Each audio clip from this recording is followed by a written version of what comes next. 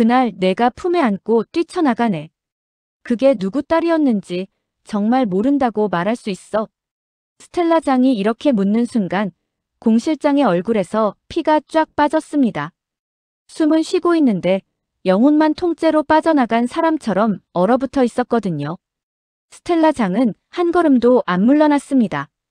20년 동안 누구도 손 못 대던 여자, 누구도 의심하지 않던 가정부. 그 사람을 오늘 여기서 끝내겠다고 마음을 정한 눈빛이었어요. 공 실장, 너 되게 착한 사람인 줄 알고 살았거든. 근데 그날 구급차 앞에서 본 장면, 아직도 생생해. 공 실장은 입을 떼지 못했지만 두 눈이 요동치고 있었는데요. 그 눈빛 하나로 이미 답은 다 나온 거나 다름없었습니다. 모태주는 조금 떨어진 복도 모퉁이에서 둘을 지켜보고 있었어요. 심장이 이상하게 요동쳤습니다. 자기가 묻어둔 기억, 자기가 외면하고 도망쳤던 장면이 스텔라 장 입에서 하나씩 튀어나오고 있었기 때문이죠. 내가 입 다물고 살았던 20년. 그 대가를 지금 우리가 통째로 받고 있는 거구나. 모태주는 자기가 비겁했다고 인정할 수밖에 없었습니다. 공 실장이 아기를 안고 병원 바깥으로 뛰쳐나가던 그날, 자기는 분명히 그 현장을 봤는데도 내가 잘못 본 거겠지라고 스스로 눌러버리고 살았거든요.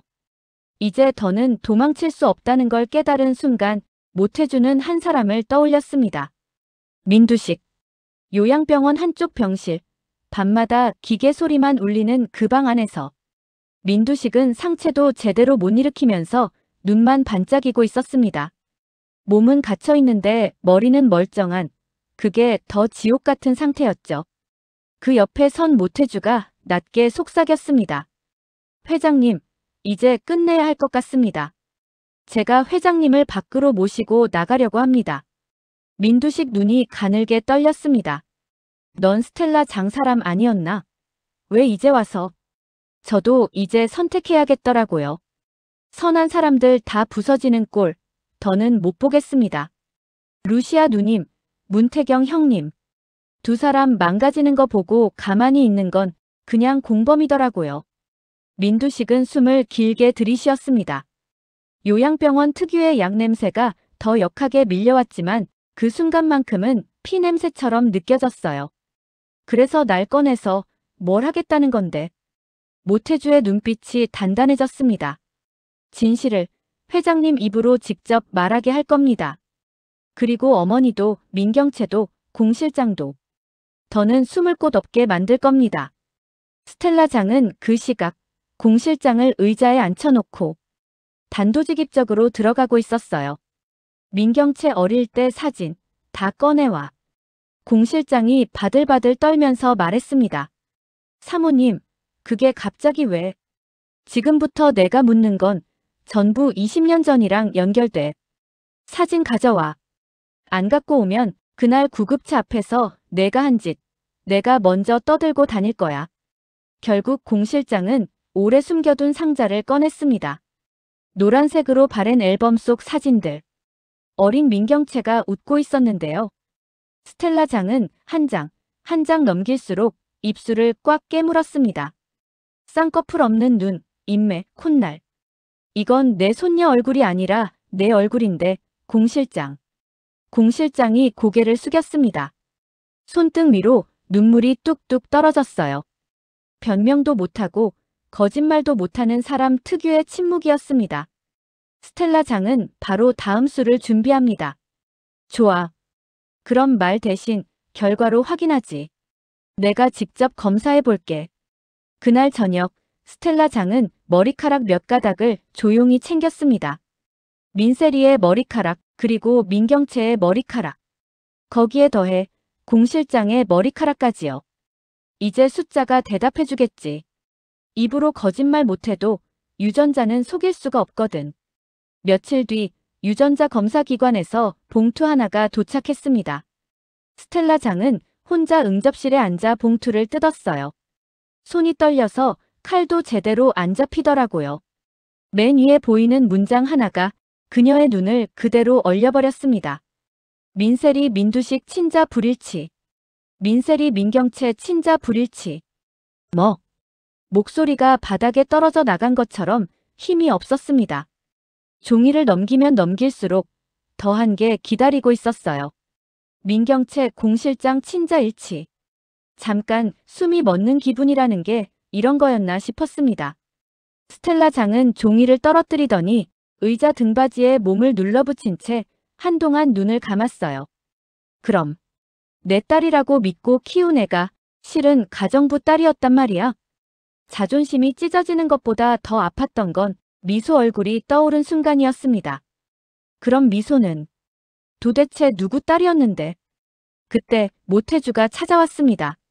스텔라 장이 종이를 쥔 채 멍하니 앉아있는 걸 보고 모태주도 사색이 됐어요. 어머니 결과 나온 거죠? 태주야. 세리가 내 손녀 아니래. 민경채도 내 딸 아니래. 목이 메인 사람처럼 겨우 말끝이 나왔습니다. 모태주는 예상했지만 막상 눈으로 확인하고 들으니 속이 서늘해졌습니다. 그러면 호세 형님이 남긴 말 전부 사실이었다는 거네요. 스텔라 장이 고개를 끄덕였습니다. 이제 숨길 것도 없겠지. 그날 병원 앞에서 본 거 처음부터 끝까지 다 말해봐. 모태주는 숨을 한번 곤두세우고 20년 전 그날을 꺼내기 시작했습니다. 20살도 안 됐던 모태주는 그날 병원 앞에서 허둥지둥 뛰고 있었습니다.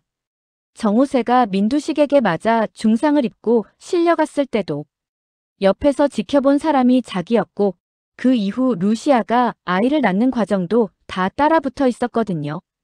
그날 구급차가 2대 도착했습니다. 루시아 누님이 탄 구급차, 그리고 임신한 채 쓰러져 있던 민경채가 탄 구급차. 스텔라 장의 눈이 가늘게 찢어졌습니다. 둘 다 같은 병원으로 들어온 거지. 맞아요. 루시아 누님이 먼저 응급실로 실려가는 걸 보고 전 뛰어가서 따라 들어갔고요. 뒤에서 또 다른 구급차가 도착했는데 거기서 아기를 안고 내린 사람이 있었어요. 모태주는 기억을 더듬듯 손을 들어 보였습니다. 포대기에 쌓인 아기, 그리고 그 아기를 붙들고 주위를 두리번거리던 딱 그 눈빛이었어요. 지금의 공실장이랑 똑같은 눈. 스텔라 장이 낮게 중얼거렸습니다. 도망치는 사람 눈이었겠지. 네. 응급실 쪽이 아니라 아예 반대편 출구 쪽으로 뛰더라고요. 그때는 그냥 정신없는 줄 알았는데 지금 생각해보면 그게 다였던 것 같아요. 이미 애둘을 바꿔치기 하고 진짜 엄마한테는 숨이 끊어진 애를 돌려보내려고 했던 거죠. 모태주가 손가락을 꽉 쥐었습니다. 루시아 누님이 직접 포대기에 M이라고 이니셜을 자수로 새겨 넣었거든요. 미소 이름 첫 글자라고. 웃으면서 저한테 자랑까지 했어요. 그 자수 나도 봤어. 스텔라 장 눈이 흔들렸습니다. 근데 그 포대기가 루시아 누님 옆에서 사라져 있었어요. 그 장면을 본 사람이 저 혼자였던 거고요. 방 안 공기가 얼어붙었습니다. 이제 더는 누구도 핑계를 댈 수 없는 상황이었어요. 이제 어떻게 할 건데? 스텔라 장이 물었을 때 모태주 눈빛은 이미 답을 정한 상태였습니다. 첫째, 회장님을 빼내야 합니다. 둘째, 루시아 누님과 태경 형님에게 제가 숨긴 모든 걸 말할 겁니다. 셋째, 어머니와 민경채, 공실장. 이 세 사람을 진실 앞에 세울 겁니다. 나도 포함이네. 네, 어머니도 공범입니다. 모르는 척 눈 감고 가짜 딸을 진짜 딸로 쳐올린 장본인이니까요. 적어도 이번만큼은 모태주가 눈을 피하지 않았습니다. 새벽 3시 요양병원 복도는 불빛만 희미했습니다. 모태주는 검은 모자를 눌러쓰고 의사 가운을 걸친 채 병원 안으로 들어갑니다. 문태경은 평소 정장 대신 간단한 셔츠 차림으로 따라 들어왔고요. 형, 떨리냐? 떨리는 건 맞는데 이제 도망칠 생각은 안 해. 민두식 병실 앞에 도착하자 루시아가 이미 먼저 와 서 있었습니다. 흰 마스크를 쓰고 있어서 눈만 보였는데 그 눈빛이 꽤 단단했어요. 열어요. 이제 여기서 끝냅시다. 문이 열리자 민두식은 반쯤 감긴 눈으로 세 사람을 천천히 훑어봤습니다. 꿈이냐 이게. 루시아가 침대 옆으로 다가가 그의 손을 꼭 잡았습니다. 아니에요. 이번엔 현실이에요. 회장님이 만든 지옥 같이 치울 시간입니다. 모태주가 침대를 밀 준비를 했고 문태경이 바퀴를 고정했던 잠금 장치를 풀었습니다. 경비 3분마다 한 바퀴 돌더라. 지금이 공백 시간이에요. 서두르죠. 침대를 끌고 나오는 동안 복도 위 CCTV 붉은 불이 깜빡였습니다.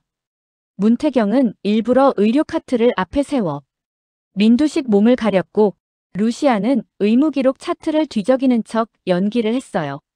저기 누구요? 경비 한 명이 다가오자 루시아가 눈 하나 깜빡하지 않고 말했습니다. 503호 환자, 산소 포화도 급락이요. 검사실로 긴급 이동입니다. 지금 막상 중환자실 비어있는 침대도 없어서요. 경비는 귀찮다는 듯 고개만 끄덕이고 지나갔습니다. 그 사람이 모퉁이를 돌아 사라지자마자 문태경이 짧게 중얼거렸어요. 운 좋은 편이네요, 오늘. 그러나 운이 항상 좋은 건 아니었습니다. 비상구에 거의 다 왔을 때 병원 전체 스피커에서 쌓은 방송이 흘러나왔습니다. 경비실입니다. 503호 민두식 환자 위치 확인 바랍니다. 모든 출입문 잠금 전환합니다. 루시아 얼굴이 확 굳었습니다. 걸렸네요. 뛰어야죠, 그럼. 세 사람은 침대에 누운 민두식을 양옆에서 받쳐들고 거의 질질 끌다시피 비상계단을 내려가기 시작했어요. 평생 누군가를 위해 몸을 쓰지 않던 사람들이 그날만큼은 미친 듯 움직이고 있었습니다. 뒤에서 거기서요. 경비들의 고함이 들리는 순간 문태경이 마지막 계단을 뛰어내리면서 문을 발로 힘껏 찼습니다. 철문이 벌컥 열리고 바깥 차가운 공기가 한꺼번에 밀려 들어왔죠. 대기하고 있던 승용차 안으로 민두식을 밀어넣고 모태주가 운전석에 뛰어들어가 시동을 걸었습니다. 회장님, 꽉 잡으세요. 이제 집으로 갑니다. 다음 날 아침 민간가 저택 거실은 이상할 정도로 조용했습니다. 민경채는 거울 앞에서 화장을 고치다가 전화 한 통을 받고 얼굴이 일그러졌어요. 뭐라고요? 아버지가 병실에 없다고요? 전화를 끊고 나와보니 이미 스텔라장도 보고를 받은 뒤였습니다. 손이 떨려서 잔을 집어들지도 못하고 있었죠. 어머니, 그 양반이 어떻게 혼자 걸어요? 누군가 빼냈다는 거잖아요. 누구겠냐? 우리 집안 망가뜨리고 싶은 놈이지. 그때 직원 한 명이 작게 말했습니다. 모태주 실장님이 새벽에 어딜 다녀오신 것 같더라고요. 스텔라장의 눈이 잠깐 흔들렸다가 곧 차갑게 굳어졌습니다. 태주를 불러. 그 시각 민간가 저택 대문 앞에서 검은 승용차 한 대가 조용히 멈춰섰습니다. 문이 열리고 민두식이 반쯤 부축을 받으며 내려섰습니다. 몸은 아직 휘청였지만 눈빛만큼은 예전처럼 살기가 도는 표정이었어요. 루시아, 나 아직 안 죽었네. 루시아가 옆에서 웃었습니다. 죽이려는 사람 많았지만 정작 제 손으로 죽게 두진 않을 생각이라서요. 문태경이 대문을 열어젖혔고 세 사람은 마치 아무 일도 없었다는 듯 우당탕 집 안으로 들어갔습니다. 거실에서 이 소리를 들은 가족들이 하나둘 뛰어나왔습니다. 아버지. 민경채 눈이 커졌습니다. 머리색이 식어버린 사람처럼 새하얗게 질려 있었어요. 민두식은 일부러 더 환하게 웃어 보였습니다. 다들 놀라냐? 죽었으면 좋겠던 사람 돌아와서. 잠시 후 거실 중앙 테이블 위엔 몇 장의 종이와 두툼한 봉투가 올려졌습니다. 박 변호사가 그 옆에 서 있었고 문태경과 모태주가 양옆을 지키고 있었어요. 이게 뭐예요? 민경채가 일부러 짜증 섞인 목소리로 물었습니다. 또 유산 정리라도 하시게요, 아버지. 민두식이 손가락으로 서류를 툭 쳤습니다. 이건 내가 듣기 싫어도 들어야 하는 거다. 내 얘기니까. 박 변호사가 첫 장을 펼쳤습니다. 민세리 민두식 회장님, 친자 관계 없음. 민세리 민경채 실장님, 친자 관계 없음. 순간 거실에 있던 모두의 눈이 민경채와 세리로 동시에 몰렸습니다. 세리는 숨이 턱 막힌 사람처럼 헉 소리를 냈고 민경채는 얼굴 근육을 굳힌 채 버텼습니다. 말도 안 되는 소리 하지 마세요. 전세리 키우면서 한 번도 의심한 적 없어요. 루시아가 입을 열었습니다. 그러니까 그게 문제지. 한 번도 의심을 안 했다는 거. 박 변호사가 다음 장을 넘겼습니다. 민경채 공실장, 친자일치. 그 한 줄로 공 실장은 무릎이 꺾이듯 주저앉았습니다. 경채야 미안하다. 분명 사과였는데 듣는 사람은 차라리 욕이 더 편했을 정도로 잔인한 고백이었습니다. 미안하다고. 지금 그 말이 나와요? 민경채의 목소리가 갈라졌습니다. 내가 이 집에서 어떤 취급받았는데 당신 딸이라서 그랬던 거야? 그래서 나를 민두식 딸로 만들어 놓고 평생 가짜로 살게 한 거예요? 공 실장은 울먹이며 고개를 끄덕였습니다. 내가 이 집 피가 아니면 너 한 번에 버려질까봐. 그게 무서워서. 민경채는 웃음 같은 숨을 한 번 내뱉더니 그 자리에서 비틀비틀 물러났습니다. 그래서 애를 바꿔치기 했다고. 세리도 미소도. 다 당신 손에서 뒤틀린 거야. 민두식이 드디어 입을 열었습니다. 목소리는 낮았지만 거실 전체를 짓누르는 힘이 있었어요. 경채야. 넌 내 딸 아니다. 그 말한 문장이 민경채의 세계를 통째로 갈라버렸습니다. 아버지, 지금 뭐라고? 스텔라가 다 확인했다. 피도 검사도 기록도. 넌 공 실장 딸이고 우리 집에 들어온 순간부터 사기였어.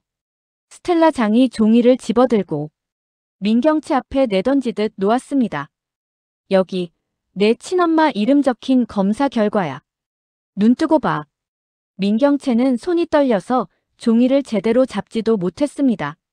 종이 위 글자가 흐려져서 잘 보이지도 않았어요. 그때 문태경이 한마디 덧붙였습니다. 검사, 제가 직접 지켜봤습니다. 조작 없습니다. 민경채가 비명을 터뜨렸습니다. 다들 미쳤어. 나 이 집 위에서 뭐 했는데. 얼마나 피 말리면서 살아왔는데. 이제 와서 가짜라고 잘라버리면 끝이에요. 민두식은 냉정하게 대답했습니다. 적어도 내가 한 짓 생각하면 이 정도가 끝인 게 다행이지. 그 순간 거실 문이 벌컥 열리더니 경찰들이 안으로 들어왔습니다. 민경채 씨 맞으십니까? 민두식 회장 강제 입원 및 사문서 위조, 배임 혐의로 체포합니다. 수갑이 채워질 때까지도 민경채는 계속 아버지를 불렀습니다. 아버지, 나 좀 보라니까. 나 아직도 아버지 딸이라고요. 아버지. 민두식은 끝까지 시선을 주지 않았습니다. 난 지금부터 가짜 딸 없어도 숨 쉬는데 문제 없다. 그 말이 치명타였습니다. 민경채는 그대로 다리가 풀려 경찰들 손에 이끌려 나가면서도 계속 울부짖었어요. 엄마, 우리 어떡해? 어디 가서 살아? 공 실장은 그런 딸을 붙잡지도 못하고 그 자리에 주저앉아 울부짖었습니다. 내가 다 잘못했어. 내가 욕심부려서 애들을 다 망쳤어. 하지만 비극은 여기서 끝이 아니었습니다. 공 실장은 그날 밤 집 뒤쪽 계단에 혼자 서 있었습니다.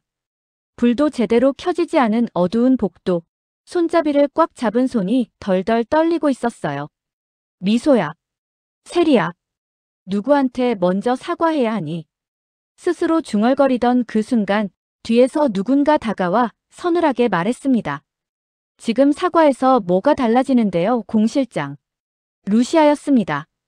눈빛이 차갑긴 했지만 한편으론 지쳐 보이기도 했어요. 당신 때문에 내 인생이 뒤집어졌고 우리의 인생 둘이 다 망가졌어요.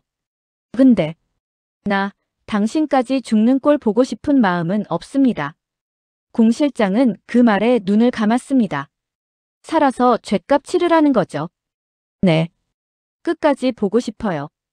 당신이 어떤 끝에 다다르는지. 공 실장은 그제야 한 발 뒤로 물러나 계단을 내려가기 시작했습니다.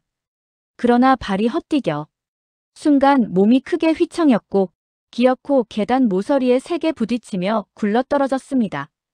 굉음과 함께 계단 밑에 쓰러진 공 실장은 의식을 잃었고 구급차 사이렌 소리가 다시 한번 민간가를 울렸습니다. 처음도 끝도 구급차로 시작해서 구급차로 끝나는구나. 루시아는 그런 생각이 스쳐가면서도 묘하게 눈물이 나지 않았습니다. 마음이 너무 다 말라버린 느낌이었거든요. 며칠 후 민경채는 구치소 유치장에 앉아 차가운 바닥을 멍하니 보고 있었습니다. 처음엔 온 세상을 향해 욕을 하더니 나중엔 자기한테만 욕을 하게 됐고 결국 아무 말도 못하는 상태에 도달했죠. 엄마, 우리 이제 어디가? 그날 집 앞에서 울던 자신의 목소리가 계속 귓가에 맴돌았습니다. 그 질문의 답은 이제 누구도 해줄 수가 없었어요. 한편 공 실장은 중환자실에서 겨우 목숨을 건졌지만 한쪽 다리를 제대로 쓰지 못하게 된 상태였습니다. 침대 위에서 천장을 보면서 혼자 중얼거렸어요. 욕심부린 버리지 뭐. 이제 평생 누워서만 사는 거야. 그 사이 민간그룹은 빠르게 재편되고 있었습니다. 이사회는 비상회의를 열어 새로운 대표를 선출해야 했고 모두의 시선이 한 사람에게 향했습니다. 문태경. 민두식은 지팡이를 짚고 회의장 중앙에 서서 짧게 말했습니다. 내가 잘못한 건 잘못된 사람한테 자리를 맡긴 거였다. 이제 제대로 된 사람한테 맡기려고 한다. 문태경은 끝까지 고개를 숙이고 있었지만 이사진들 하나둘이 손을 들기 시작했습니다. 문 본부장 찬성입니다. 나도 동의합니다. 결국 만장일치에 가까운 지지로 문태경은 회장 자리에 올랐습니다. 회의가 끝난 뒤 루시아가 회의장 밖에서 그를 기다리고 있었어요. 축하해요, 회장님. 문태경은 어색하게 웃었습니다. 축하받을 일인지 잘 모르겠습니다. 너무 많은 게 무너진 뒤에 얻은 자리라서요. 그래도 누군가는 책임져야죠. 무너진 사람들까지 대신해서. 루시아는 창밖을 잠깐 바라봤습니다. 미소 납골당에 다녀온 뒤라 그런지 하늘이 조금 덜 무겁게 느껴졌어요. 너 보고 있지? 우리 진짜 여기까지 왔어. 세리는 시간이 좀 걸렸지만 조금씩 변하기 시작했습니다. 예전 같았으면 분노부터 터뜨렸을 상황에서도 한 번 더 숨을 고르고 말을 골라 하더라고요. 엄마, 나 이제 사람 함부로 판단 안 할래요. 나도 누군가한테 상처 준 적이 많았더라고요. 철 안 들고 살았던 것 같아요. 루시아는 그런 세리를 꼭 안아주었습니다. 세리야, 우리가 진짜 가족이면 앞으로는 서로만 안 망가뜨리면 돼. 세상에 상처 주고 다녔던 건 여기서 끊자. 세리는 고개를 끄덕였습니다. 엄마 딸로 제대로 살게요. 더 이상 누구 딸 행세 말고 그냥 제 이름으로. 모태주는 마지막으로 스스로에게 남은 숙제를 하나 더 꺼냈습니다. 스텔라 장 앞에 서서 고개를 깊게 숙였어요. 어머니, 저 이제 어머니 아들 아닙니다. 스텔라 장이 피식 웃었습니다. 벌써 그 선 긋는 소리야? 네. 저는 그냥 민강에서 일했던 사람 중 한 명으로만 기억해 주세요. 제가 너무 늦게 말해서 너무 많은 사람이 다쳤습니다. 그래도 내가 아니었으면 난 아직도 세리를 내 손녀라고 믿고 살았겠지. 스텔라 장의 목소리가 조금 흔들렸습니다. 고맙다고까지는 내 자존심이 허락을 안 한다. 대신 내가 눈 돌리지 않고 본 거, 혼자만 알고 묻어두지 않고 꺼내준 거, 그건 인정할게. 모태주는 그 말만으로도 숨이 조금 가벼워지는 기분이었습니다. 저는 앞으로라도 잘 살아보겠습니다. 어머니처럼 안 살도록 노력해볼게요. 그 말 마음에 드네. 두 번은 이런 집안 만들지 말자. 폭풍이 완전히 지나간 뒤 민간가에는 묘하게 고요한 시간이 흘렀습니다. 가짜 딸도 가짜 손녀도 사라졌고 가짜 가족극이 막을 내리자 비로소 남는 건 몇 사람뿐이었어요. 피로 맺어졌든 함께 버텨온 세월로 묶였든 이제 중요한 건 딱 하나였죠. 진짜냐 아니냐? 루시아는 어느 날 혼자 납골당에 가서 미소 사진 앞에 꽃을 올려두며 이렇게 말했습니다. 미소야, 엄마가 너무 늦게 알아버렸네. 내가 누구 딸이었는지, 누가 널 얼마나 사랑했는지. 그녀는 울지 않았습니다. 대신 오래오래 앉아서 이야기를 들려주듯 혼잣말을 했어요. 그래도 있잖아, 내가 죽고 나서야 우리가 진짜를 찾기 시작했다. 그건 인정해야 할 것 같아. 돌아오는 길에 문태경이 입구에서 기다리고 있었습니다. 다녀오셨어요? 응. 미소한테 자랑하고 왔어. 우리 이제 거짓말 안 하고 산다고. 문태경이 미소를 지었습니다. 그 약속 저도 같이 지키겠습니다. 회장으로서든 그냥 한 사람으로서든. 루시아는 고개를 끄덕였습니다. 혹시 알아요? 저 위에서 미소가 둘이 좀 잘해봐 이러고 있을지. 둘은 동시에 웃었습니다. 그 웃음 속에는 오랜 세월 쌓인 한과 슬픔, 죄책감이 다 섞여 있었지만 그래도 분명히 새로운 시작에 가까운 느낌이 있었어요. 결국 거짓으로 만든 건 다 무너졌고 진짜만 남았습니다. 아기를 바꿔치기 한 순간부터 모든 시계가 거꾸로 돌아가기 시작했지만 누군가는 끝내 멈추지 않고 진실 쪽으로 걸어갔습니다. 그리고 그 마지막 장면에 루시아, 세리, 문태경, 모태주가 서 있었고요. 그 뒤편에서 민두식은 지팡이를 짚고 서서 천천히 이들을 바라보고 있었습니다. 이제야 사람 사는 집 같구나. 그렇게 태양을 삼킨 여자 속 위장된 가족극은 끝이 났고 욕망이 만들어낸 거짓의 시대도 막을 내렸습니다. 이제 남은 건 최소한의 양심과 진실을 붙들고 조금 덜 비겁하게 살아보려는 사람들 뿐이었어요. 드라마 리뷰 탐정의 다음 추리도 놓치지 마세요.